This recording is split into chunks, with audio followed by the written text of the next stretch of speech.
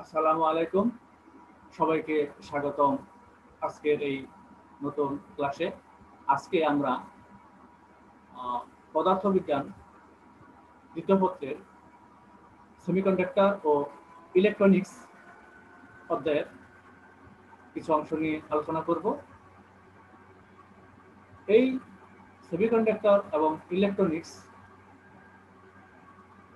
অধ্যায়টা পদার্থবিজ্ঞানের গুরুত্বপূর্ণ একটা অংশ বা অপরিহার্য অংশ।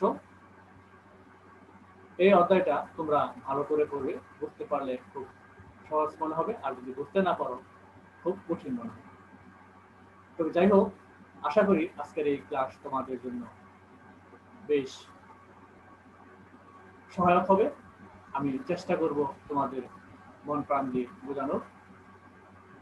আজকের এই পাঠে শিক্ষার্থীরা অর্ধপরিবাহী কি তা ব্যাখ্যা করতে পারবে, কঠিন পদার্থের ব্যান্ড তত্ত্ব বা ব্যান্ড থিওরি ব্যাখ্যা করতে পারবে, ব্যান্ড তত্ত্বের সাহায্যে পরিবাহী, অর্ধপরিবাহী ও উপরিবাহী ব্যাখ্যা করতে পারবে। তো আমরা আমাদের মূল পাঠে ফিরে যাই। প্রথমে আমরা অর্ধপরিবাহী নিয়ে আলোচনা করব। এর মধ্যে আমাদের পরিবাহী এবং অন্তরক দুটা বিষয় চলে আসবে। এখন আমরা এর পূর্বের অধ্যায়ে, পূর্ববর্তী অধ্যায়ে আমরা শিখেছি পরিবাহী, অর্ধপরিবাহী এবং অন্তরক কি, সেটা হলো তড়িৎ পরিবাহীদের উপর ভিত্তি করে, অর্থাৎ যে সকল পরিবাহীর ভিতর দিয়ে তড়িৎ বা কারেন্ট খুব সহজে চলাচল করতে পারে তাদেরকে পরিবাহী বলা হয়। আর যে সকল পদার্থের মধ্যে যে তড়িৎ বা কারেন্ট প্রবাহিত হতে পারে না তাহলে এদেরকে অন্তরক বলা হয়। তো এবার আমরা যেহেতু অন্তরক এবং পরিবাহী শিখে ফেলেছি বা জেনে ফেলেছি, তাহলে অর্ধপরিবাহী কি সেটা আমরা জানবো। সাধারণত যে সকল পদার্থের পরিবাহিতা ধর্ম অন্তরকের চেয়ে বেশি কিন্তু পরিবাহীর চেয়ে কম, তাদেরকে অর্ধপরিবাহী পদার্থ বলা হয়। যেমন germanium, silicon, gallium arsenide, indium, cadmium sulphide ইত্যাদি। এই উদাহরণগুলো তোমরা মুখস্থ রাখবে, সবসময় কাজে লাগবে। সাধারণত তাপমাত্রা বৃদ্ধির ফলে সকল পদার্থের রোধ বৃদ্ধি পায়। রোধ কি আমরা পরে জেনেছি, অর্থাৎ কোনো পরিবাহীর ভিতর দিয়ে তড়িৎ পরিবাহী হওয়ার সময় যে বাধার সম্মুখীন সৃষ্টি হয়, হ্যাঁ, সেটা কি রোধ বলা হয়। অর্থাৎ রোধ হলো পরিবাহীর একটা ধর্ম যা তড়িৎ প্রবাহকে বাধা প্রদান করে। সেই রোধটাই তাপমাত্রা বৃদ্ধির ফলে পদার্থের মধ্যে বৃদ্ধি পায়। কিন্তু অর্ধপরিবাহী পদার্থের ক্ষেত্রে তাপমাত্রা বৃদ্ধির কারণে রোধ কমে যায়, অর্থাৎ তড়িৎ পরিবাহীটা ধীরে ধীরে বাড়তে থাকে। অর্থাৎ তাপমাত্রা সর্বোচ্চ হলে অর্ধপরিবাহীটার সময় কি হয়, পরিবাহীর মতো আচরণ করে এবং সেখানে ওহমের সূত্র কার্যকরিতা হয় না। অর্থাৎ অর্ধপরিবাহীর ক্ষেত্রে ওহমের সূত্র তুমি প্রয়োগ করতে পারবে না। অর্ধপরিবাহী পদার্থের ইলেকট্রনগুলোকে তাপীয় উত্তেজনায় বা আলোক সম্পাত করে কিংবা তড়িৎ ক্ষেত্র প্রয়োগ করে গতিশীল করে এর পরিবাহিতা বাড়ানো যায়। এই বৈশিষ্ট্যগুলো তোমাদের মনে রাখতে হবে। আমরা চিত্রে একটি অর্ধপরিবাহীর গঠন বিন্যাস একটা ভিডিও চিত্রের মাধ্যমে দেখানোর চেষ্টা করেছি। অর্থাৎ যখন এরকম কোন অর্ধপরিবাহীর পদার্থের ক্যালাসে আঘাত করা হয় তখন সেখান থেকে ইলেকট্রনগুলো মুক্ত করা সম্ভব হয়। এবার আমরা কঠিন পদার্থের ক্ষেত্রে, অর্থাৎ পরিবাহী, অর্ধপরিবাহী, কুপরিবাহী, এই সকল বিষয় নিয়ে আমরা পরে আলোচনা করব। প্রথমে আমরা কঠিন পদার্থের ক্ষেত্রে ব্যান্ড তত্ত্ব বা ব্যান্ড থিওরি কি সেটা নিয়ে আলোচনা করব। আমরা জানি পরমাণুর মধ্যে ইলেকট্রনগুলো একটা নির্দিষ্ট নিউক্লিয়াসকে কেন্দ্র করে কতগুলো অনুমোদিত কক্ষপথে কিছু নির্দিষ্ট পরিমাণ শক্তি নিয়ে ঘুরে বেড়ায়, উপবৃত্তাকার পথে ঘুরে বেড়ায়। যখন এই পরমাণুর নিউক্লিয়াসের কাছাকাছি যে কক্ষপথগুলো আছে সেগুলিকে নিম্নতর কক্ষপথ এবং বাহিরের দিকে যে কক্ষপথ আছে সেগুলিকে উচ্চতর কক্ষপথ বলা হয়। এই নিম্নতর কক্ষপথ থেকে ইলেকট্রনগুলো যখন উচ্চতর কক্ষপথে প্রবেশ করে তখন সেখানে শক্তি সরবরাহ করতে হয়। সোজা ভাষায় বলতে গেলে তাদেরকে ইলেকট্রনগুলোকে শক্তি সংগ্রহ করতে হয় বা শোষণ করতে হয়। কিন্তু যখন আবার উচ্চতর কক্ষপথ হতে নিম্নতর কক্ষপথে নেমে আসে বা ফিরে আসে তখন সেগুলোকে তাদের শক্তি ছেড়ে দিতে হয় বা শক্তি বিকিরণ ঘটাতে হয়। আশা করি এই অংশটা তোমরা বুঝতে পেরেছ। এবার আমরা এই যে কক্ষপথগুলো চিন্তা করলাম, এই কক্ষপথগুলো পদার্থের ভিতরে কতগুলো ইলেকট্রনগুলো ভিন্ন ভিন্ন শক্তি স্তরে থাকে। এই শক্তি স্তরগুলো কি? এই শক্তি স্তরগুলো হলো সাধারণত এই ইলেকট্রনের কক্ষপথের একটা নির্দিষ্ট রেঞ্জ। এই শক্তির স্তরগুলো কিভাবে ইলেকট্রন দ্বারা পূর্ণ থাকবে বা শক্তি স্তরগুলোর মধ্যে শক্তি ব্যবধান কত হবে তার উপর ভিত্তি করে পদার্থকে, অর্থাৎ এই কঠিন পদার্থকে আমরা পরিবাহী বলবো না অর্ধপরিবাহী বলবো না অপরিবাহী বা অপরিবাহী বা কুপরিবাহী বলবো, সেটা আমরা নির্ভর করি। সাধারণত এই এই ইলেকট্রনগুলো শক্তি স্তরগুলোর ব্যবধানের উপর ভিত্তি করে আমরা পদার্থকে পরিবাহী, অর্ধপরিবাহী এবং অপরিবাহী হিসেবে গণ্য করে থাকি। যে তথ্যের সাহায্যে এই যে শক্তি স্তরের মধ্যে যে বিভিন্ন ধর্ম আছে, বিভিন্ন ব্যবধান আছে, যে তথ্যের সাহায্যে আমরা সেটা বোঝানোর চেষ্টা করবো বা বোঝাবো, অর্থাৎ যে তথ্যের সাহায্যে কঠিন পদার্থের এই বৈদ্যুতিক ধর্ম অর্থাৎ পরিবহন ধর্ম বর্ণনা করা যায় বা ব্যাখ্যা করা যায়, তাকেই ব্যান্ড থিওরি বলা হয় বা ব্যান্ড তত্ত্ব বলে। প্রথমে আমরা এই কঠিন পদার্থের ব্যান্ড তত্ত্ব নিয়ে কিছু বৈশিষ্ট্য আলোচনা করছি। এখন সাধারণত একটা পরমাণুর সর্বঘনিষ্ঠ কক্ষপথের ইলেকট্রনগুলোকে যোজন ইলেকট্রন বলা হয়। এখন যোজন ইলেকট্রন কি তোমরা আগে পড়েছ, অর্থাৎ একটা পরমাণুর যে সকল ইলেকট্রনগুলো যোজনী নির্দেশ করে তাদেরকে যোজন ইলেকট্রন বলা হয়। আবার এই যোজন ইলেকট্রনগুলো যে শক্তি স্তরে থাকে বা যে একটা অঞ্চলে থাকে বা যে শক্তির একটা বিশাল অঞ্চলে থাকে তাদেরকে যোজন ব্যান্ড বলে বা যোজন স্তর বলা হয়। এই যোজন ব্যান্ডের উপর অনুমোদিত শক্তি স্তরকে পরিবহন ব্যান্ড বলা হয়। অর্থাৎ যোজন ব্যান্ড যে শক্তির অনুমোদন দিয়ে থাকে, যে স্তরটার অনুমোদন দিয়ে থাকে তাদেরকে পরিবহন ব্যান্ড বলা হয়। এই পরিবহন ব্যান্ড যে ইলেকট্রনগুলো ধারণ করে, অর্থাৎ পরিবহন ব্যান্ডের মধ্যে যে ইলেকট্রনগুলো থাকে এদেরকে পরিবহন ইলেকট্রন বলা হয়। এই ইলেকট্রনগুলো মুক্ত ও তড়িৎ পরিবহনের কাজ করে থাকে। পরিবহন ও যোজন ব্যান্ডের মধ্যকার ইলেকট্রনের মধ্যে কোনো শক্তির পার্থক্য থাকে না, অর্থাৎ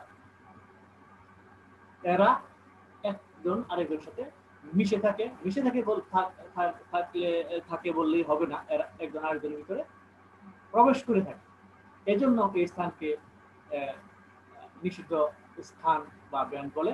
পরিবহন ব্যান্ড ও যোজন ব্যান্ডের মধ্যে এই ব্যবধানকে নিষিদ্ধ ব্যবধান, শক্তি ব্যবধান বা শক্তি গেপ বলা হয়ে থাকে। অর্থাৎ এনার্জি গেপ কি সেটা আমরা বোঝানোর চেষ্টা করি।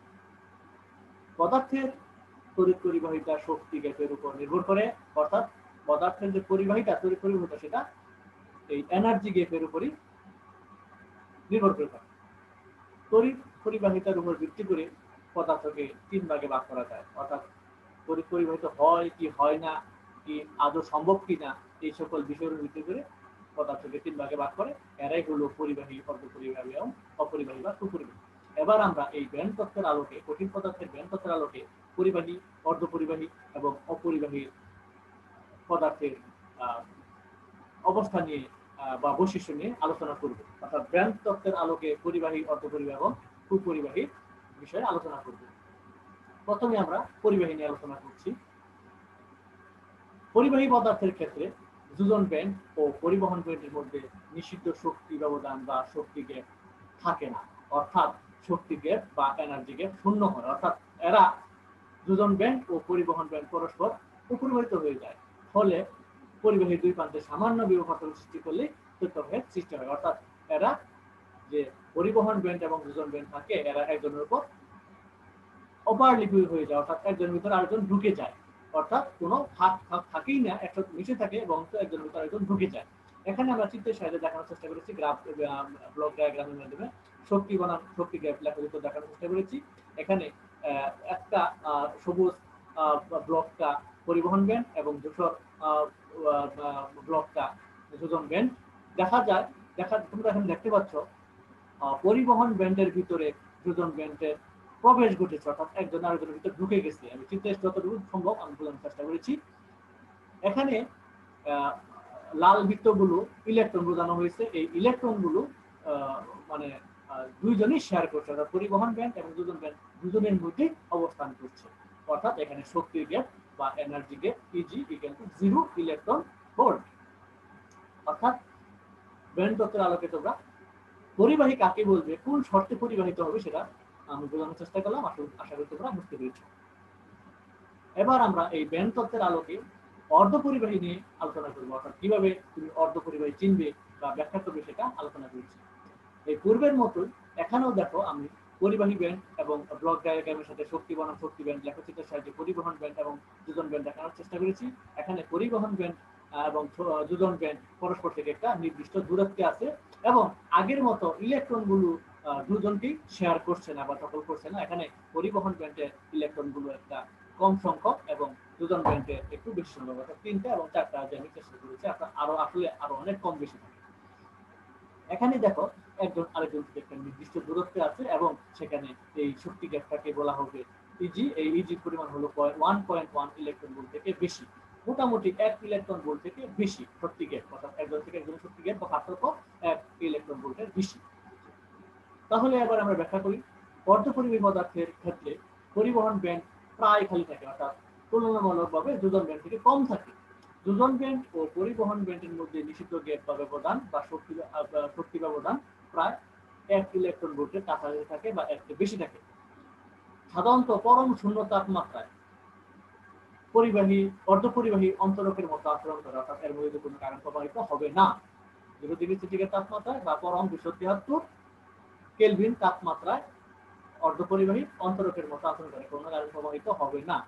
তাপমাত্রা বৃদ্ধির সাথে সাথে পরিবহন ব্যান্ডের যে ইলেকট্রন গুলো আছে সেটা বৃদ্ধি পেতে থাকে। কোথা থেকে আসে? এই যোজন ব্যান্ড থেকে চলে আসে এবং তড়িৎ প্রবাহের সৃষ্টি করে। উপযুক্ত অপদ্রব্য মিশালে, অর্থাৎ বাংলা ভাষায়, সহজ বাংলা ভাষায় ভেজাল মিশালে, শুধু মিশালে হবে না, একটা নির্দিষ্ট অনুপাতে মিশাতে হবে এবং একটা নির্দিষ্ট উপায়ে মিশাতে হবে, অর্থাৎ যথোপযুক্ত উপায়ে নির্দিষ্ট অনুপাতে একটা নির্দিষ্ট পরিমাণ অপদ্রব্য মিশালে তড়িৎ পরিবাহিতার উল্লেখযোগ্য পরিবর্তন ঘটে। এইভাবে আমরা বৈদ্যুতিক আলোকে যে সকল পদার্থের ক্ষেত্রে এরকম ঘটবে তাকে আমরা অর্ধপরিবাহী বলবো। এবার আমরা ব্যান্ড তত্ত্বের আলোকে অন্তরক কি সেটা বোঝানোর চেষ্টা করব। সাধারণত এখানেও সেই পরিবহন ব্যান্ড এবং যোজন ব্যান্ডের যদি আমি চিত্র ব্যাখ্যা করি, তাহলে এখানে তোমরা দেখতে পাচ্ছ যে পরিবহন ব্যান্ড এবং যোজন ব্যান্ডের মধ্যে শক্তির ব্যবধানটা আগের থেকে অনেক বেড়ে গেছে, সাধারণত 5 ইলেকট্রন ভোল্টের থেকে বেশি, এবং এখানে পরিবহন ব্যান্ড সম্পূর্ণই খালি এবং যোজন ব্যান্ডের মধ্যে ইলেকট্রন আছে। অর্থাৎ এখানে শর্ত থেকে আমরা ব্যাখ্যা করতে যাই তাহলে বলতে পারি অন্তরক পদার্থের পরিবহন ব্যান্ড সম্পূর্ণ খালি থাকে। যোজন ব্যান্ড এবং পরিবহন ব্যান্ডের মধ্যে নিষিদ্ধ শক্তি ব্যবধান বা শক্তি গ্যাপ বা এনার্জি গ্যাপ মোটামুটি 5 ইলেকট্রন ভোল্ট থেকে বেশি হবে এবং যোজন ব্যান্ডের ইলেকট্রনকে পরিবহন ব্যান্ডে আনতে হলে যথেষ্ট পরিমাণ শক্তি তোমাকে প্রয়োগ করতে হবে এবং তাহলেই কেবল তুমি এই যোজন ব্যান্ড থেকে ইলেকট্রন গুলোকে পরিবহন ব্যান্ডে নিয়ে যেতে পারবা। তবে সে কাজ করবে যে শক্তিটা যোগান দেওয়া খুবই কঠিন। কক্ষ তাপমাত্রায় অর্থাৎ রুম টেম্পারেচারে অন্তরকের মধ্যে দিয়ে কোনো তড়িৎ প্রবাহিত হয় না। এবং এখানে যদি তুমি কিছু উদাহরণ দিতে চাও সেগুলো বলতে পারো কাঁচ, রবার, চীনামাটি, হিরো ইত্যাদি। এতে শক্তি গ্যাপ মোটামুটি 7 ইলেকট্রন ভোল্ট থেকে বেশি। অর্থাৎ এরকম একটা পদার্থ যেখানে তড়িৎ পরিবহনের উপযোগী করা খুবই কষ্টসাধ্য এবং ব্যয় সাপেক্ষ। আশা করি আমরা ব্যান্ড তত্ত্বের আলোকে এই কঠিন পদার্থের ক্ষেত্রে পরিবাহী, অর্ধপরিবাহী এবং অন্তরক নিয়ে যে আলোচনা করলাম সেটা তোমরা বুঝতে পেরেছো। এখান থেকে তোমরা তাদেরকে ব্যাখ্যা করতে পারবে, এদের বৈশিষ্ট্য এবং পার্থক্য উল্লেখ করতে পারবে। আজকের এই ক্লাস আর দীর্ঘায়িত করতে চাই না। আজকের মতো পাঠ মূল্যায়ন দিয়ে তোমাদের কাছে বিদায় নিব। তবে এই পাঠের শেষে তোমরা যেটুকু তোমাদের এসডব্লিউ বা হোমওয়ার্ক থাকবে সেগুলো হলো অর্ধপরিবাহী বলতে কি বুঝো, ব্যান্ড তত্ত্ব কি সেটা বলতে কি বুঝো, ব্যান্ড তত্ত্বের আলোকে অর্ধপরিবাহী, অপরিবাহী এবং অর্ধপরিবাহী মধ্যে অর্থাৎ পরিবাহী, অর্ধপরিবাহী অন্তরকের মধ্যে কিরকম আচরণ করে সেটা ব্যাখ্যা করো। এখান থেকে তোমরা বৈশিষ্ট্যগুলো লিখতে পারবে, আবার পার্থক্যও লিখতে পারবে। তো আশা করি আজকের এই পাঠ তোমাদের জন্য খুবই সহায়ক হবে। তো সবাইকে আবারও শুভেচ্ছা জানিয়ে আজকের মতো এখানেই বিদায় নিচ্ছি। সবাইকে আবারও শুভেচ্ছা জানাচ্ছি এবং সকলের দীর্ঘায়ু এবং সুস্থতা কামনা করে বিদায় নিচ্ছি। আল্লাহ হাফিজ।